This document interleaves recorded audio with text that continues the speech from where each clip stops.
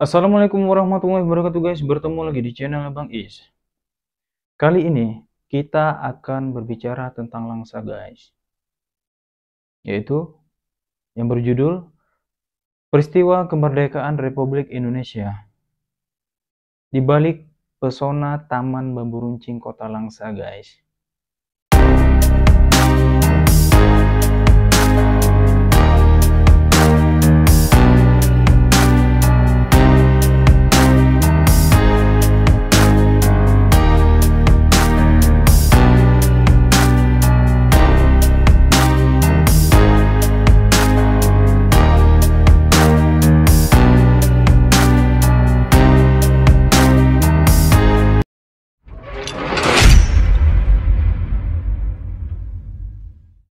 Hari ini, ketika Kota Langsa menjadi daerah penting di kawasan Aceh, bahkan di kawasan Sumatera, kekuasaan Belanda sejak tahun 1877 menjadikan kota ini kota maju, bahkan disebut-sebut atau digadang-gadangkan sebagai kota Eropa yang ada di Aceh. Sebelum masuknya Jepang ke Langsa, ya, kita intip kembali bahwa kontribusi Kota Langsa atau Belanda memainkan perannya di Langsa sebagai kota administratif, kota hiburan, serta kota perbankan. Langsa menjadi landasan pemasukan terbesar bagi VOC itu sendiri guys. Setelah kelemahan orang-orang Eropa atau takluknya kekuasaan Eropa terhadap Asia yang dipimpin oleh Jepang, menghancurkan pasukan Eropa, berpengaruh besar terhadap daerah-daerah jajahannya di Nusantara. Salah satunya guys, yaitu terpengaruh atau mempengaruhi koloni Belanda yang ada di Kota Langsa.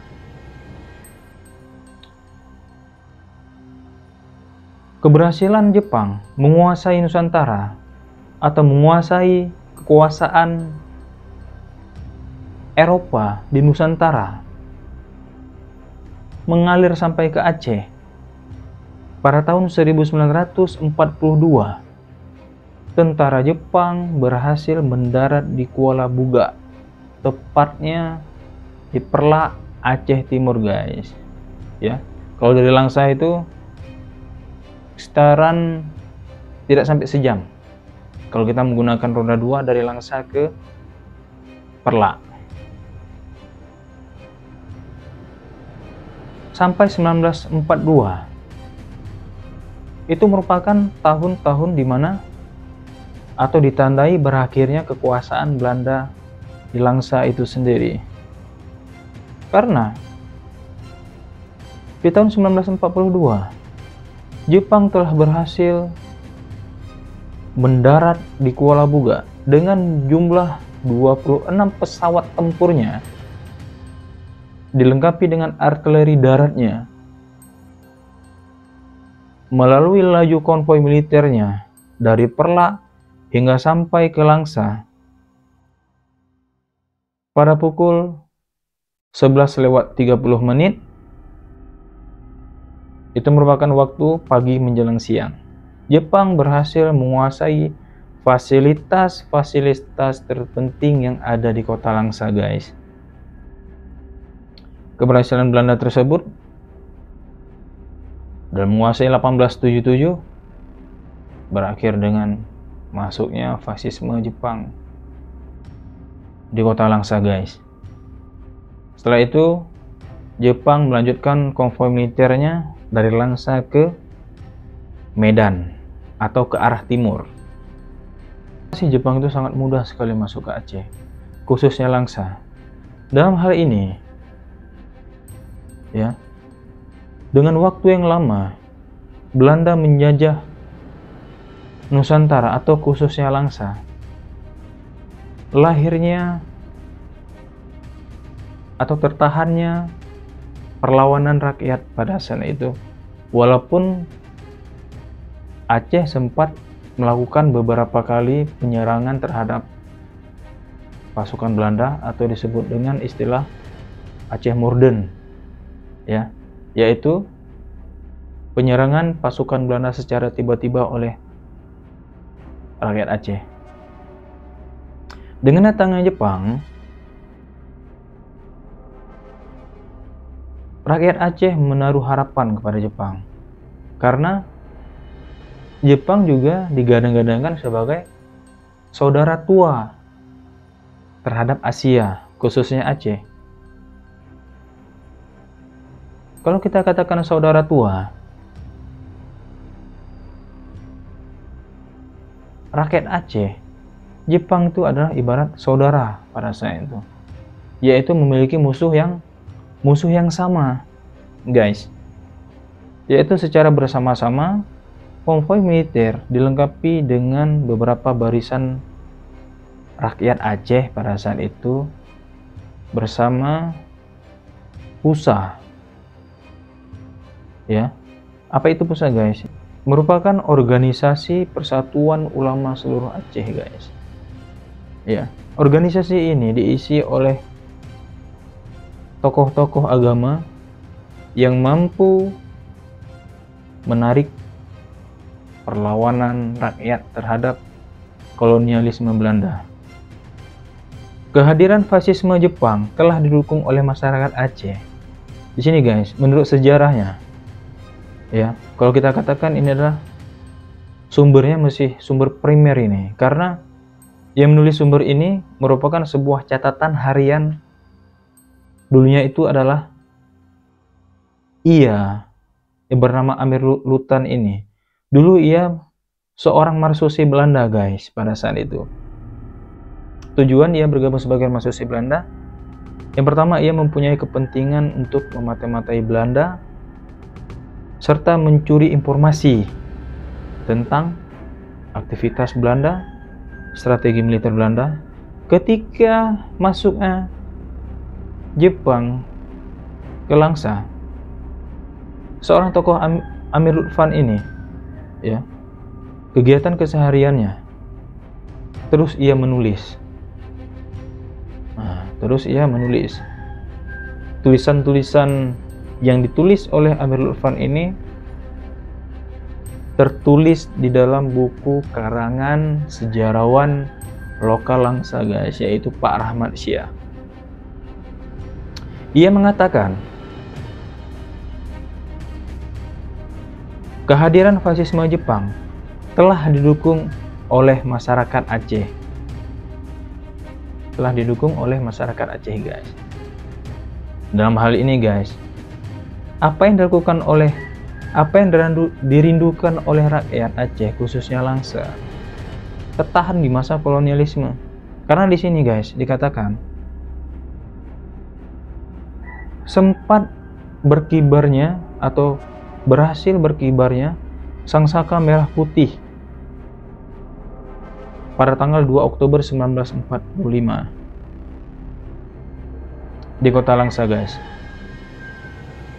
2 Oktober berarti di bulan 10. Kita merdeka di tanggal 17 Agustus 1945. Setelah 2 bulan merdeka, pengibaran Sangsaka bendera merah putih terjadi di Bambu Runcing, guys. Terjadi di Bambu Runcing, Taman Bambu Runcing, Kota Langsa, yang letaknya dekat Lapangan Merdeka. Saya rasa kalau masyarakat Langsa tahu ini, ya. Selanjutnya, pada tanggal 17 Agustus 1948, lokasi tersebut dinobatkan sebagai Taman Bambu Runcing. Menurut Usman Ams, salah satu pelaku sejarah Langsa, juga mengatakan penaikan Sangsaka Merah Putih untuk pertama kalinya itu terjadi di Langsa di Taman Bambu Runcing, guys. Mungkin sebagian masyarakat itu menganggap Taman Bambu Runcing itu adalah sebagai tempat rekreasi biasa. Tempat ini dibuat mungkin untuk menghibur masyarakat. Tapi salahnya di situ adalah kurangnya sampai informasi kepada masyarakat atau kurangnya peran tokoh-tokoh atau kesadaran masyarakat dalam mengedukasi sejarah kepada masyarakat modern saat ini. Sebenarnya banyak hal yang harus dilakukan guys, agar kita itu tahu akan sejarah. Di antara tokoh-tokoh yang terlibat dalam menggagas terjadinya upacara panaikan bendera merah putih untuk pertama kalinya di kota Langsa, menurut catatan Amir Rutan di sini terdapat 8 orang atau 8 tokoh yang melakukan penaikan bendera merah putih pertama kalinya di Bambu Runcing. Yang pertama guys, di sini ada Abdullah Nyak Husin, dan yang kedua Tengku Ismail Usman. Yang ketiga adalah Basuki. Keempat Ghazali Idris. Dan yang kelima Hamid Abdullah. Keenam Usman Nurzadin. Ketujuh Usman Ams, dan yang terakhir adalah Petua Husin. 8 tokoh inilah merupakan penggagas atau memberanikan diri dalam penaikan bendera di tengah-tengah Jepang menguasai kota Langsa di sini guys. Kita lihat guys, kekuatan Jepang itu ya semakin lama atau 1942 itu ya, sebenarnya kita katakan di periode ini Jepang itu semakin lama semakin melemah di sini. Dikarenakan terjadinya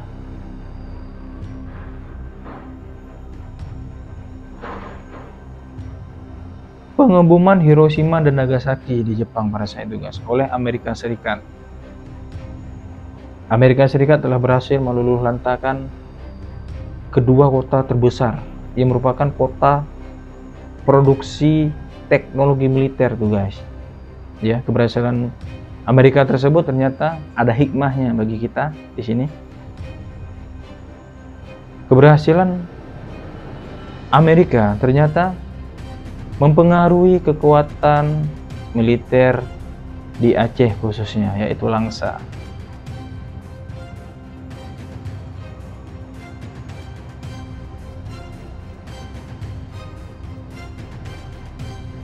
Kalau kita katakan kabar kemerdekaan di saat itu belum tersiar di Langsa guys. Di sini tanggal 30 Agustus 1945 merupakan tanggal bersejarah di Langsa mengenai kabar kemerdekaan yang datang dari Bapak Ghazali Idris. Ia dikatakan atau ditulis di dalam buku ini, Bapak Ghazali Idris merupakan orang pertama yang memberikan informasi kepada rakyat Langsa, yang berani memberikan informasi kepada rakyat Langsa ya mengenai kabar kemerdekaan. Beliau spontan memberanikan diri atau memberitahukan langsung kepada masyarakat yang asik duduk di dalam bioskop. Kalau dulu di Langsa itu ada yang namanya bioskop Daitoa ya. Sudah kita ketahui bahwasanya Langsa itu mempunyai fasilitas yang lengkap pada saat itu. Belanda telah berhasil membuat beberapa tempat-tempat hiburan, contohnya bioskop Daitoa ya. Dalam hal ini beliau ingin menyampaikan kepada publik bahwa kabar yang diterima dari radio yang ia dengarkan ya, dulu yang punya radio itu orang penting saja guys. Ini Bapak Ghazali Idris ini mungkin bukan orang sembarangan ini kok kita katakan ya. Melalui radio yang beliau dengar di sini, bahwasanya terjadi kegiatan besar-besaran di Jakarta sana atau di Pulau Jawa sana bahwa Indonesia sudah merdeka. Bahwa Indonesia sudah merdeka dan menjadi sebuah republik. Ya, menjadi sebuah negara yang bebas dari penjajah. Kabar kemerdekaan tersebut melahirkan perlawanan di berbagai daerah di Aceh, guys. Nah, di sini ya, mungkin daerah-daerah lain tuh belum tahu bahwasanya Indonesia itu sudah merdeka, atau masih terdengar baru Indonesia. Apa sih Indonesia itu, ya? Atau mereka masih mendengar itu Aceh. Aceh di bawah siapa itu mereka tidak tahu, ya. Melalui kaum intelektual Aceh atau kaum bangsawan yang sekolah di Jakarta sana, yang disekolahi oleh orang-orang Belanda di sana, di Jawa sana, ya, mereka mempunyai hubungan informasi dari Aceh ke Jawa itu, atau para pejabat di Jawa itu bersama bangsawan Aceh. Bahkan kalau kita katakan seperti pahlawan nasional, pahlawan nasional dari Aceh itu banyak tuh di masa kemerdekaan. Nah, ya. Oke, di sini dikatakan kabar kemerdekaan tersebut melahirkan perlawanan di berbagai daerah di Aceh, sehingga perlawanan meluas sampai ke Langsa, guys. Tepatnya pada hari Kamis, tanggal 13 Desember 1945 di sini, Langsa secara terang-terangan menyerang pasukan Jepang, ya, menyerang pasukan Jepang, merebut senjata Jepang, dan menguasai perlengkapan militer Jepang. Apa daya Jepang, guys, ya? Apa daya pasukan Jepang? Ya, apa daya pasukan Jepang setelah negaranya itu Hiroshima, Nagasaki itu dibangun tuh. Mungkin pasukan Jepang tuh ingat akan sanak saudaranya di Jepang sana. Nah, mungkin teringat selalu, ya, pasukan Jepang akan saudaranya di sana. Merampas senjata Jepang, menguasai perlengkapan militer Jepang, dan senjata tersebut dikumpulkan dan diberikan kepada TKR, Tentara Keamanan Rakyat.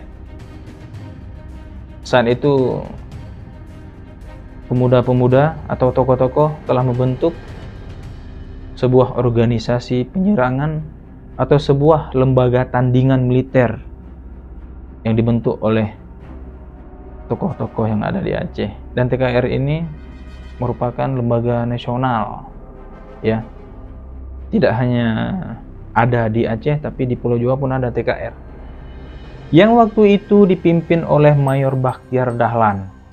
Ini adalah pribumi Langsa, ya, Mayor Bakhtiar Dahlan. Dia merupakan jebolan perwira Jepang.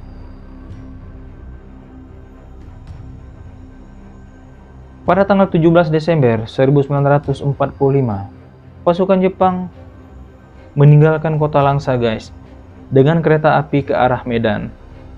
Sesampai di kawasan titik kembar Langsa Lama, ya, rombongan pasukan Jepang mengalami insiden penyerangan oleh sejumlah rakyat Langsa di sini. Biasanya part 1, ya. Nanti pertemuan selanjutnya kita berbicara tentang part 2. Part 2 ini apa sih? Berisikan tentang arus balik. Nah, tadi kan Jepang berhasil diasingkan atau berhasil meninggalkan Langsa pada tanggal 17 Desember 1945. Artinya orang-orang Jepang telah berhasil diusir oleh rakyat Langsa ke Sumatera. Nanti di part 2-nya ternyata, guys, Jepang itu kembali lagi ke Langsa, guys, ya, setelah pergi dari Langsa menuju Medan, dari Medan balik lagi ke Langsa, guys. Mungkin itu akan saya ceritakan sedikit di part kedua. Oke, guys, sampai di sini saja. Jangan lupa subscribe, like, dan komen. Assalamualaikum warahmatullahi wabarakatuh. Kamu negeri bersuci Aceh mulia, tajak perang musuh.